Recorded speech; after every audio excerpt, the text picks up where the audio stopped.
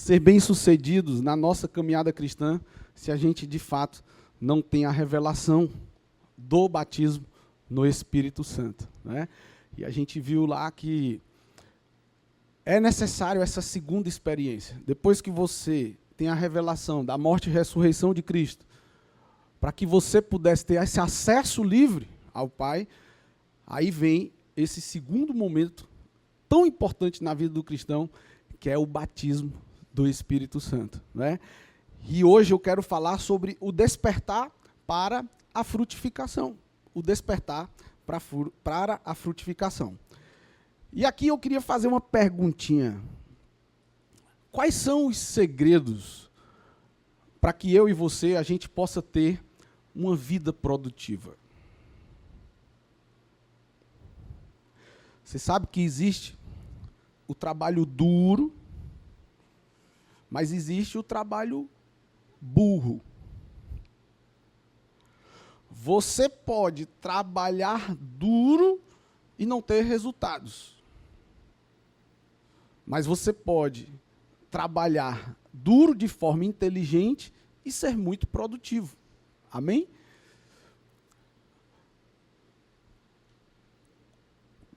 Eu acredito que todos nós que estamos aqui, gente, todos nós queremos ser produtivos. Todos nós queremos ter uma vida de bons resultados. Seja no casamento, ninguém casa pensando em se separar. Quando você decide casar, você quer, junto com o seu cônjuge, viver o resto da vida feliz, sim ou não? Isso é ser produtivo.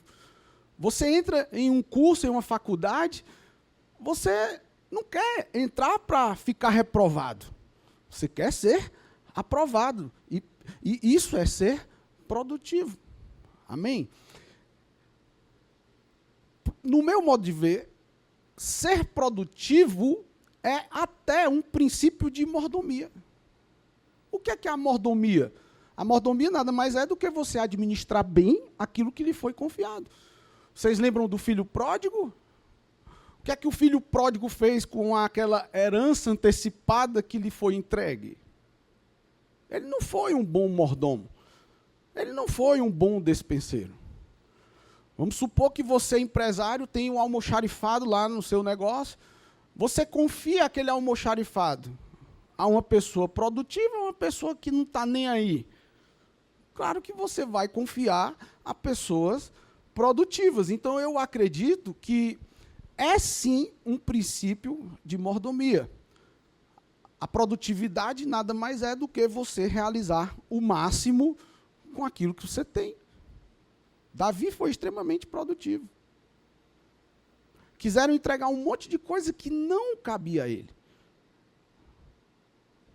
Não lhe pertencia.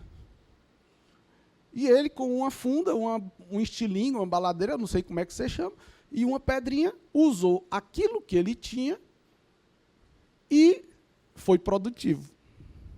Teve os resultados que ele esperava, né? E dentro desse despertar para a frutificação, Deus é responsável pelo que Ele tem te dado. Isso é fato. Mas você é responsável pelo que faz com o que Deus lhe deu. Eu falo isso com muito carinho. Em tudo, cara. Tem gente que pede tanto a Deus um carro. Eu me lembro de um amigão meu, um queridão, e ele até então nunca tinha tido um carro, e o filho dele, na adolescência, você sabe que jovem quer muito ter um carro, um transporte, enfim. E quando esse irmão querido ele conseguiu dar esse passo de comprar o carro, infelizmente ele não soube ser um bom mordomo. E aquele carro se tornou uma arma poderosa na mão do seu filho. Inclusive, aconteceu uma ocorrência de que ele estava numa festa com muita embriaguez e desordem, e ele acabou batendo com esse carro numa viatura da polícia, você tem noção? Então, a bênção que se tornou maldição. O problema estava em quê? Naquilo que foi entregue ao irmão? Não. Na forma como ele administrou e geriu. A palavra de Deus diz que quem tem uma esposa encontrou uma bênção do Senhor. É responsabilidade minha cuidar bem daquilo que Deus me entregou. Muitos casamentos perecem, sabe por quê? Porque muitos não têm sido produtivos. Diga, produtividade é realizar o máximo com aquilo que você tem. E isso não se aplica somente às pessoas na individualidade, mas também às empresas, às igrejas, às organizações, né? E até às nações. Estava falando com um irmão sobre, só abrindo esse parêntese aqui, sobre cultura, a cultura organizacional. É muito forte. Você que é empreendedor, eu queria te encorajar, estude sobre cultura. Você vai ver como é maravilhoso. Na verdade, a cultura é que vai definir os resultados do teu negócio. E aí, se você parar para pensar, existe uma nação no mundo que ela é muito menor. Lá tem furacões, terremotos, tem tornados. Não tem fartura de água. O território é em cima de uma rocha, ou seja, até para plantar é complicado. Mas é uma das potências no nosso mundo, que é o Japão. Agora pensa aqui no Brasil. O território brasileiro, tudo que se planta aqui dá. Nós não temos tornados, não temos furacão. Nós não temos tsunami. O que é que faz a diferença? A mordomia. A forma como você administra aquilo que você tem. Por que que o nosso país tem perdido a credibilidade? Mesmo sendo tão rico. Praticamente, claro que nada é inesgotável, mas com recursos naturais praticamente inesgotáveis, cara. E a nossa nação, você tem noção de como a gente poderia ser se a gente fosse realmente bons mordomos? A população, o brasileiro, em relação aos americanos, por exemplo, no que diz respeito à produtividade, os americanos entregam 40% a mais da hora trabalhada, por exemplo. Isso é administrar bem aquilo que lhe foi confiado. Nosso tempo. Então, muitas pessoas, inclusive até pregadores, dizem o seguinte, que Deus ele não espera de nós produtividade, mas sim fidelidade, os espirituais. Com todo carinho que eu digo. Eu posso afirmar que isso só é uma meia-verdade. Por quê? Porque Deus, o que é que Deus espera de nós? A fidelidade, sim. Mas Ele também espera que nós sejamos produtivos. Você não vai, como... Eu gosto muito do tema do empreender, né? Então, você como um empreendedor, um empresário, você não tem interesse que o seu colaborador seja só fiel a você. Você tem um colaborador que é fiel, mas não faz o que precisa ser feito. O que realmente é fidelidade? Né? Se você paga o seu colaborador para que ele entregue aquele serviço, e ele não entrega, eu acho que ele não está sendo produtivo. Né? Só que quando Deus ele trata da produtividade, ele trata da produtividade da forma que ele define ser produtividade. A pergunta, porém, não é somente como produzir mais. Mas, acima de tudo, a pergunta deve ser, você está fazendo a coisa certa? O que você quer alcançar com a sua vida? Nós começamos lendo Efésios lá. sobre a nossa vocação. Como que eu me rotulo como um bom cristão e não vivo em paz com os meus irmãos? Não consigo me entender sequer com meu marido ou a minha esposa. Não consigo dar um passo de pedir perdão, porque quem fez foi ele que tem que me pedir perdão. Vou ficar aqui esperando até acontecer. Misericórdia, meu irmão. Misericórdia. Nossa vocação é viver bem uns com os outros. Ser longânimo.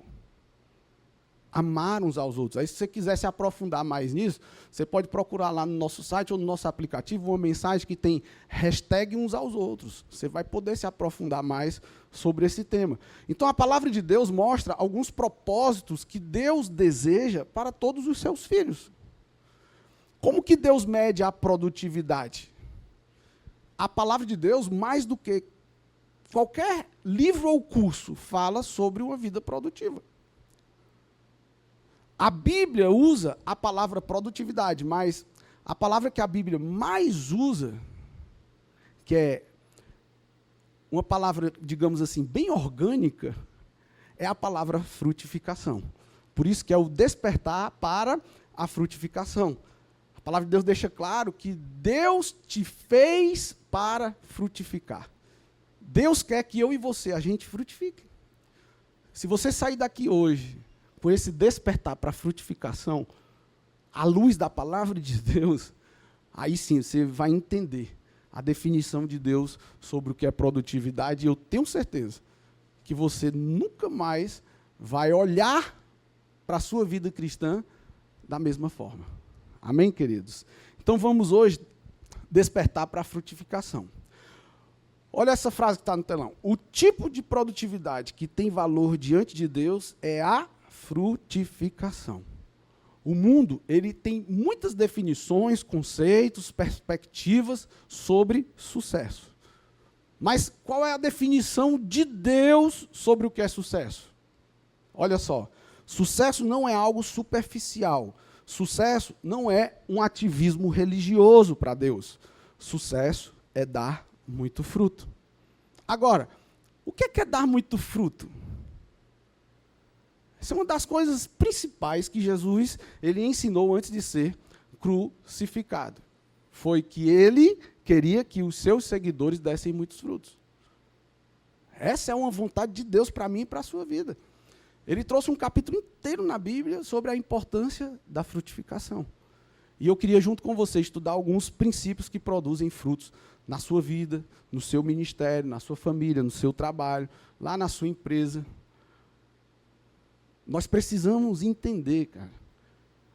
Olha, hoje eu tenho vivido, no mundo secular, tempos de muita colheita. Como a igreja, o conhecimento da palavra, tem me ajudado na dinâmica diária dos meus negócios. Como ajustes de caráter, eu tive que viver pagando um preço alto de sacrifício para que eu pudesse desfrutar hoje de um tempo de muita tranquilidade. Então nós precisamos aprender com a palavra de Deus, em nome de Jesus, tá? Colossenses capítulo 1, verso 10, olha só. Dessa maneira, poderão viver de modo digno do Senhor, para o seu inteiro agrado, frutificando em toda boa obra e crescendo no conhecimento de Deus. Frutificando em toda boa obra. Ou seja, a produtividade à luz da palavra. João 15, 8. Nisto é glorificado o meu Pai, que vocês deem muito fruto. Assim mostrarão que são meus discípulos. Ou seja, quando eu dou frutos, olha, um dos nossos propósitos da nossa igreja, agradar e glorificar a Deus. Então, quando eu dou muito fruto, eu dou glórias a quem? A Deus. E isso revela que eu sou um autêntico discípulo de Jesus. João 15, olha o próximo verso, o verso 16. Não foram vocês que me escolheram, pelo contrário, eu os escolhi e os designei para que vão e deem fruto, e o fruto de vocês permaneça, a fim de que tudo o que pedirem ao Pai em meu nome lhes seja concedido. Deus, ele não é otário, cara. Ele é um investidor. Deus investiu na minha vida e na sua vida, e o investidor, ele anseia por resultados. Deus investiu na tua vida, e Ele espera de você frutificação. Vai chegar um dia que eu e você, nós vamos prestar contas. E aí? Você vê que não cabe, para quem tem revelação, quando nós temos o despertar do sobrenatural, não cabe mais na nossa lista de músicas, aquela música do Zeca Pagodinho. Deixa a vida me levar, vida leva eu. Não. Como autênticos discípulos de Jesus, a nossa vida tem propósito. Uma vida verdadeiramente produtiva é uma vida que dá fruto. E não é qualquer tipo de fruto, são frutos duradouros, frutos permanentes. Isso exige de nós o quê? Consistência, perseverança. É triste, mas é verdade. Você conhece pessoas que já tiveram muito sucesso no ministério, mas que hoje, você olha, parece ministérios que deram muito impacto, mas depois você vê que era só fogo de palha. Pessoas que, naquele primeiro amor, meu Deus, que coisa linda. Mas aí, quando vieram os tempos de desafios, acabou. Quando, na realidade, aqueles tempos de desafios eram o que ia lapidar, moldar o caráter, a personalidade, a vida da pessoa, para que ela pudesse desfrutar de coisas ainda mais poderosas. Mas simplesmente desistiram. Então, a Bíblia ela ensina que o seu fruto, a sua produtividade, não vai ser medida pela quantidade de coisas que você faz, ou no impacto que teve, impressionando as pessoas com uma boa oratória, com uma oração com a voz diferenciada, com o tipo de roupa que você passou a vestir a partir do momento que você se declarou cristão, mas a sua produtividade será medida pelos frutos que permanecem. Por isso que não é o título. Porque eu conheço muita gente que tem o título de pastor, mas não tem uma ovelha, nem a sua própria casa. Não é sobre isso. É sobre uma vida que frutifica. Amém? Então, em que Deus quer verdadeiramente que nós sejamos frutíferos? Olha só que forte. Quero trazer 4 tipos de frutos na Bíblia. Primeiro, fruto de arrependimento. Fruto de arrependimento. Isso trata de quê? De uma conversão autêntica, de uma mudança de comportamentos, de atitudes. Isso é muito forte. Porque não faz sentido você ter uma experiência com Deus, dizer que se converteu e continuar no mesmo sentido. Porque o que é a palavra conversão? Quem já tirou a habilitação sabe, converter à esquerda, converter à direita. É você mudar a direção, o rumo da sua vida. Então, se eu venho aqui numa constante prática diária de fomentar os desejos da carne, de agir de acordo com as minhas próprias vontades, e eu tenho uma experiência com Deus, conheço a palavra e de forma revelada eu tomo uma decisão de, a partir dali, não mais eu, mas Cristo em mim, a esperança da glória, como que eu vou continuar agindo da mesma forma que eu agi antes? Não converteu, querido. Eu falo isso com muito carinho. Então, uma mudança de direção na nossa vida requer de nós uma mudança de postura, uma mudança de mentalidade. É, de fato, a gente desfrutar de uma vida de abundância. É isso, esse é o resultado, quando nós, de fato, temos esse fruto do arrependimento. Deixa eu te dizer, o que você fez para trás, você vai ter que continuar colhendo as consequências. Isso é fato. Deus, ele não é injusto. Pelo contrário. Ele não pula cartilha. Vai ter que resolver os problemas, por mais difíceis que sejam. Não é porque... Não é verdade essa falácia. Vem para Jesus que teus problemas acabaram. Mentira do cão. A realidade é que o próprio Cristo diz que nesse mundo vocês vão ter aflições, mas se apeguem a mim, porque o meu fardo é leve. O Espírito de Deus nos dá criatividade para a gente poder lidar com as situações mais difíceis que sejam. Amém? Segundo fruto, o fruto do Espírito. E aqui realmente é o nível de influência que muda o nosso caráter. Nós conversamos muito sobre o batismo do Espírito Santo, né? É quando realmente nós nos tornamos semelhantes a Jesus. Você está diante de uma situação e você pergunta, o que Jesus faria aqui? Porque a minha vontade é de matar. Mas não sou mais eu, é Cristo em mim a esperança da glória. Então, pelo poder do Espírito em mim, eu vou dar conta de reagir no sentimento contrário. Se a pessoa vem com ignorância, bate no lado do meu rosto, eu vou dar o outro. Vocês estão comigo, amém? Não estou dizendo que é fácil. Não estou dizendo que é fácil. Um dia desse eu levei uma topada, meu irmão. Que eu me escandalizei com o que saiu da minha boca. Nós precisamos estar vivendo esse enchimento do Espírito todos os dias. E precisamos ser intencionais com isso. Não é? Terceiro, fruto de outro cristão. Ganhar vidas para Jesus. Falar de Jesus para as pessoas. Convidar as pessoas para estar conosco como igreja, celebrando ao Rei dos Reis e Senhor dos Senhores. Deixa eu te perguntar uma coisa. Se dois coelhos cruzam, o que é que nasce dali? Um porco? Um coelho. Então, o coelho gera coelho. Um gafanhoto gera outro. Uma girafa gera outra. Um ser humano gera o quê? Um ser humaninho. E um cristão gera o quê? Pois é. Então, olha só, Deus quer que você também dê frutos, ganhando pessoas para Jesus. É frutificar, é o despertar para a frutificação. Um autêntico cristão, ele produz outros cristãos.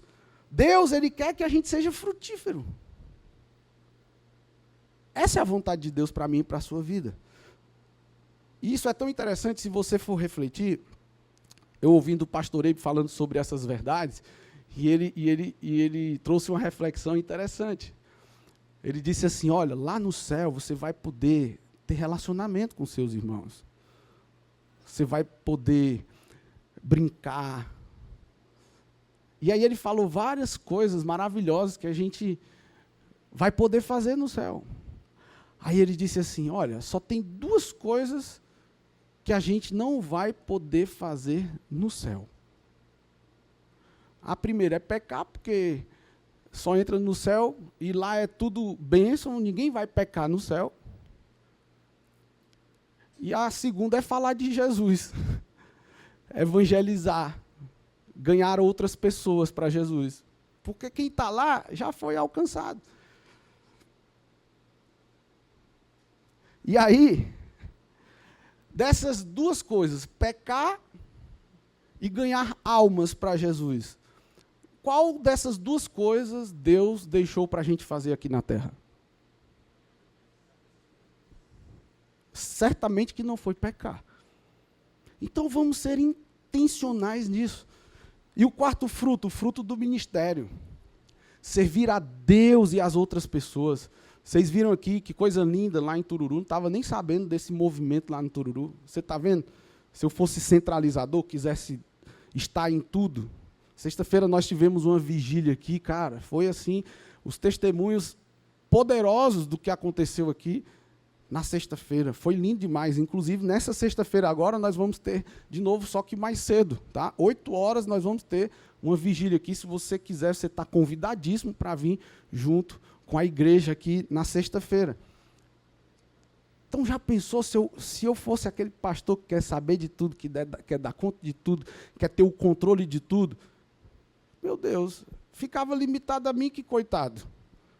Não faz sentido isso, gente. Não tem como a igreja prosperar e romper se a gente não se apropriar de que nós precisamos capacitar os santos para fazer a obra de Deus. É sobre isso, né?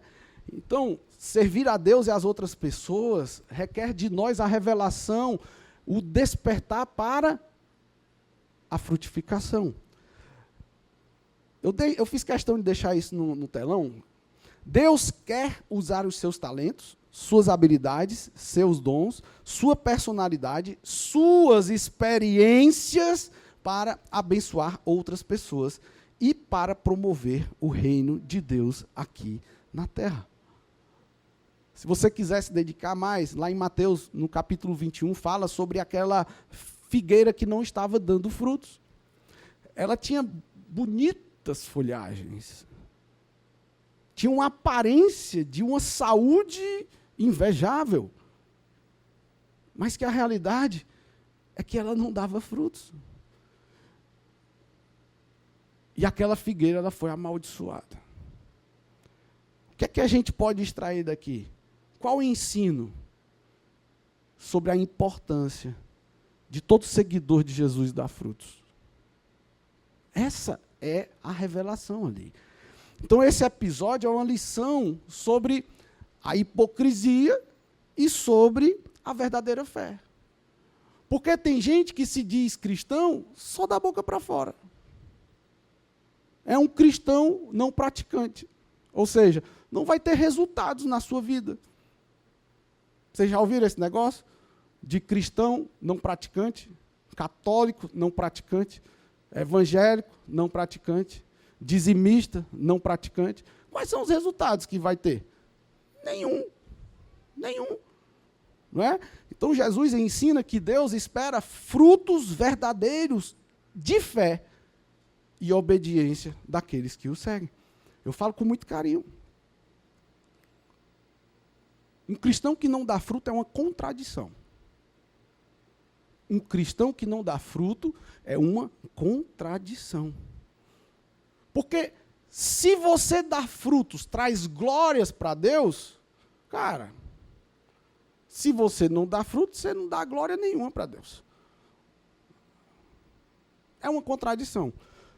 Lucas capítulo 13, verso 7. Já faz 3 anos que venho procurar fruto nessa figueira e não encontro nada. Portanto, corte-a, porque ela ainda está ocupando inutilmente a terra. Forte isso aqui, cara. Por favor, não vão dispensando discípulos, tá? Figueira que não dá fruto, ó, pega o beco. Faça isso não. Ame. Talvez você vai trazer ajustes na dedicação, na forma como você está cuidando daquela pessoa. Então ele diz, corte essa figueira. Por que deixar essa figueira continuar tirando a força da terra sem produzir nada? É o que a Bíblia diz, que nós não devemos lançar pérolas aos porcos. Nós não devemos lançar pérolas aos porcos. Por quê? Porque eles não vão valorizar. Aí, às vezes, a gente deixa de ter um tempo de qualidade com a nossa família ou com outro irmão para ir lá resolver uma briga de casal que eles mesmos não têm interesse em resolver. Uma vez, um irmão querido dessa igreja me chamou lá na casa dele, que estava precisando de um tempo de conversar. Ele estava num pé de guerra com a esposa. Eu me sentei e eles ficaram. E ela, eu disse, ó, estou indo embora. Quando vocês quiserem sentar de verdade, eu volto. Eu fui-me embora. Eu ia fazer o que ali? Lembra dos alcoólicos anônimos? Se o seu problema é beber, o problema é seu. Mas se o seu problema é parar de beber, aí, meu irmão, o problema é nosso. Domingo passado, 7h30 da manhã, eu sentado à mesa com minha esposa, tomando café da manhã, me preparando para vir para o culto, a campainha. Aí eu acostumado já, não sei se é mal ou é bem acostumado, amor, deve ser o Kleber trazendo um cuscuz pra gente, deve ser alguém trazendo alguma coisa. Aí eu fui lá. Pastor, eu perguntei quem é, pastor. Aí eu abri a porta, o irmão com os olhos embrasados, virado, a terceira vez que ele vai lá em casa, essa pessoa. Gente, aí eu olhei assim, eu disse, eu vou ser honesto com vocês, eu não fui nada amoroso. Irmão, domingo, 7h30 da manhã, tu vem aqui para me pedir dinheiro para ir por cavalgada depois de ter passado a noite enchendo o rabo de cachaça, velho. Pelo amor de Deus. Você sabe onde é a igreja, você sabe onde é meu escritório, você sabe onde é a minha casa. Eu não quero que você venha mais aqui na minha casa com esse tipo de comportamento. Se você quiser ajuda, conte comigo. Mas para essas coisas, não conte não. Poxa, tive que ser real com o cara. Não é? Só que na nossa dinâmica diária de pastoreio, dentro da igreja, às vezes, tem gente que se comporta como esse rapaz. E às vezes a gente precisa ser mais incisivo. Amém?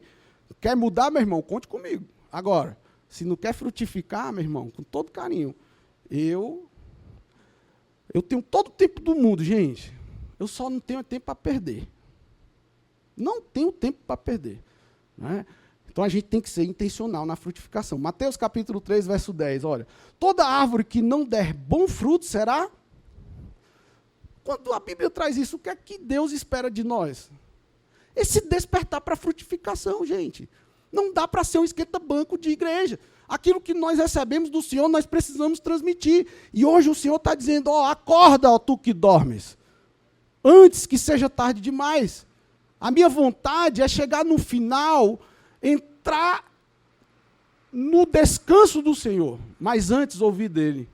Entra, servo bom e fiel, e deleita-te no gozo do teu Senhor. Por quê? Porque eu combati o bom combate, eu guardei a fé. Isso é forte demais, gente. Glória a Deus, amém? E eu vou ter que encerrar não por causa da chuva, tá, queridos? Porque isso é chuva de bênção. Mas, porque tem muita coisa aqui que eu quero compartilhar com vocês, e eu vou deixar para encerrar no próximo domingo. Amém? Então eu queria que você pudesse ficar de pé. Eu sei que nós encerramos de uma forma assim mais, né, estimulante a reflexão importante sobre o despertar para a frutificação. Então eu queria assim realmente encorajar você. Senhor, nós queremos fazer a nossa vida valer a pena. Eu não sei com que expectativa você veio aqui nessa manhã. Mas Deus, Ele está sacudindo o teu interior, para que você possa olhar e observar. Eu tenho de fato sido um bom mordomo com aquilo que Deus me confiou? Eu tenho de fato honrado o ser cristão? Eu posso fazer alguns ajustes na minha vida para que eu dê frutos e frutos que permaneçam? Faça essa reflexão. Eu sei que até aqui o Senhor te sustentou. Mas o sustento que Deus tem te dado até aqui, qual tem sido a tua resposta sobre isso? Bote sua mão no seu coração agora. Pai, eu oro, Senhor, pela tua igreja. Eu oro, Pai querido, para que nós possamos despertar para a frutificação. Nós sabemos, Pai, que nós somos chamados a refletir a tua imagem, a tua semelhança. Nós estamos aqui, Senhor, com os corações abertos para que a tua glória, Senhor, seja manifesta onde a gente estiver. Nós vamos ser intencionais em dar mais frutos e frutos que permaneçam. Nós queremos fazer a nossa vida valer a pena. E para mim, Senhor, para os nossos irmãos aqui, Pai, a nossa vida só vale a pena se para o meu irmão viver também valer a pena. Por isso nós vamos continuar avançando, Senhor, em levar o teu evangelho, através das nossas vidas. Nós queremos fazer das nossas vidas a maior plataforma de pregação que nós podemos dispor. Que as nossas atitudes sejam compatíveis com aquilo que nós aprendemos de Ti. Em nome de Jesus, Pai. Muda e transforma o que precisa ser mudado e transformado. Nós queremos usar bem aquilo que o Senhor tem nos confiado. E nós não vamos abrir mão das nossas vidas aqui na terra, em nome de Jesus. Nós vamos investir, gastar a nossa vida aqui para influenciar outras pessoas. Nós vamos gerar outros cristãos. Nós vamos dar frutos e cremos que esses frutos irão permanecer. Nós não vamos ser conhecidos como crente fogo de palha. Não. Nós vamos perseverar em obediência e manifestação da Tua palavra. Em nome de Jesus. Vocês concordam em fé? Amém? Vamos adorar o Senhor. Aleluia.